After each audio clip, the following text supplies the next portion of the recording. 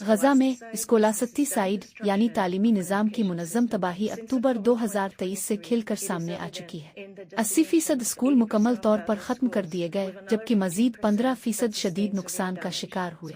اس تعلیمی نسل کشی میں غزہ کی تمام 12 یونیورسٹیوں کی مکمل تباہی شامل ہے۔ اس کے ساتھ ساتھ لائبریریاں، میوزیم، ثقافتی مراکز، اشاعتی ادارے، سرگرمیوں کے ہال، کتاب خانے، قبرستان، 197 ورثے کے مقامات اور وہ مرکزی آرکائیوز جن میں گزشتہ 150 برسوں کی دستاویزات موجود تھیں، سب کو ختم کر دیا گیا۔ قانونی ماہر کیون چیمبرلین کا کہنا ہے کہ کسی قوم کے ثقافتی ورثے کو تباہ کرنا اس قوم کی یادداشت، شعور اور شناخت کو مٹا دینے کے مترادف ہے۔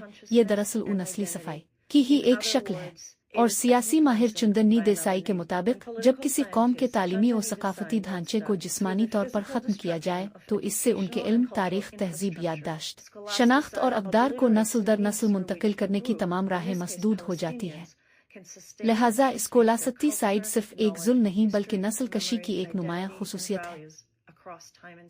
یہ ظلم ڈومیسائیڈ، گھروں کی تباہی، ایکوسائیڈ، ماحولیاتی تباہی، اور پولیٹیسائیڈ، سیاسی شناخت کی تباہی کے ساتھ مل کر غزہ کی بحالی کو ناممکن بنانے والا چیلنج بن چکا ہے۔ اور اسی بے مثال بربادی کو امریکہ کی حکومت اب 21 لاکھ فلسطینیوں کی مکمل نسلی صفائی کا بہانہ بنا رہی ہے۔ اسٹار ہندی اردو کی آواز، ہر زبان کی تحریر۔ لائک، کمنٹ، سبسکرائب اور شیئر کیجیے۔